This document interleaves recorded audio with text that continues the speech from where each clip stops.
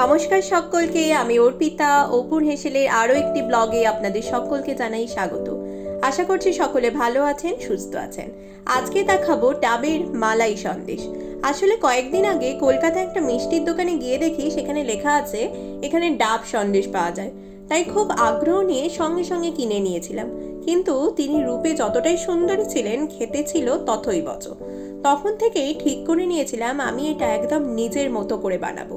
আর সেই কথা মতোই কাজ, তাই বানিয়ে নিলাম ডাবের মালাই সন্দেশ। তো চলুন দেখে নেওয়া যাক আমি কিভাবে বানিয়েছি। প্রথমেই আমি এখানে 1/2 লিটার দুধ থেকে ছানা কাটিয়ে নিয়েছিলাম। তো ছানার মধ্যে 2 চামচ মতন বাটার দিয়ে একটা মিক্সিং জারে ভালো করে ব্লেন্ড করে নিয়েছিলাম। ব্লেন্ড করার পর দেখুন একদম মিহি একটা নরম একটা টেক্সচার তৈরি হয়েছিল। এর মধ্যে আমি 1 চামচ মতো কনডেন্স মিল্ক দিয়ে মিশ্রণটাকে আমি সাইড করে সরিয়ে রেখেছিলাম। এরপর ডাব থেকে আমি জল বার করে নিয়েছিলাম, সাথে সাথে ডাব থেকে শাঁসটাও বার করে নিয়েছিলাম। দেখবেন শাঁসটা যেন খুব মোটা না হয়, পাতলা শাঁস হলে সেটা ভালো হবে। এই শাঁসের মধ্যে আমি অল্প পরিমাণে ডাবের জল দিয়ে একটা পেস্ট বানিয়ে নিয়েছিলাম। এই পেস্টটাকে আলাদা করে সরিয়ে রেখে একটা পাত্রে আমি ডাবের জলটাকে ছেঁকে ফুটতে দিয়েছিলাম। এই জলের মধ্যে যে ডাবের শাঁসের পেস্টটা বানিয়ে রেখেছিলাম আস্তে আস্তে এটা জলের মধ্যে মিশিয়ে দেবো। যদিও এই শাঁসটা জলের মধ্যে মিশতে একটু সময় নেবে, সেজন্য ধৈর্য সহকারে স্প্যাচুলার সাহায্যে চেপে চেপে শাঁসগুলোকে জলের সাথে মিশিয়ে দিতে হবে। সাথে সাথে আমি দিয়ে দিয়েছিলাম 2 থেকে 3 চামচ মতো স্বাদ মতো মিষ্টি। এরপর যতক্ষণ না পর্যন্ত মিশ্রণটা গাঢ় হয়ে আসছে আমাদের ততক্ষণ পর্যন্ত ফুটিয়ে যেতে হবে।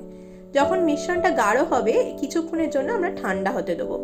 সেই সময় আমরা ডাবের গায়ে যে ছানা দিয়ে আর কনডেন্স মিল্ক দিয়ে যে ক্রিম চিজটা আমরা তৈরি করে রেখেছিলাম সেটা আমরা ডাবের ভেতরের অংশে ভালো করে লাগিয়ে নেব, মোটা করে লাগাতে হবে। যদি এটা আমারই ভুলের জন্য এটা ভিডিওটা রেকর্ডিং করা হয়নি, কিন্তু কিছুই নয়, এটা আপনারা নিজেরাই করতে পারবেন। এরপর যে আমরা শাঁস আর জলের যে মিক্সচারটা করে রেখেছিলাম, যে মিশ্রণটা, সেই মিশ্রণটা উপর থেকে ঢেলে দেবো। এরপর এটিকে আমরা 6 থেকে প্রায় 7 ঘন্টা ফ্রিজে রেখে দেবো। এরপর ফ্রিজ থেকে বের করে ঠান্ডা ঠান্ডা পরিবেশন করুন ডাবের মালাই সন্দেশ। বাড়ির সকলকে করে খাওয়ান, সবাই শুধুমাত্র আপনারই নাম করবে। আমার কথা মিলিয়ে নেবেন।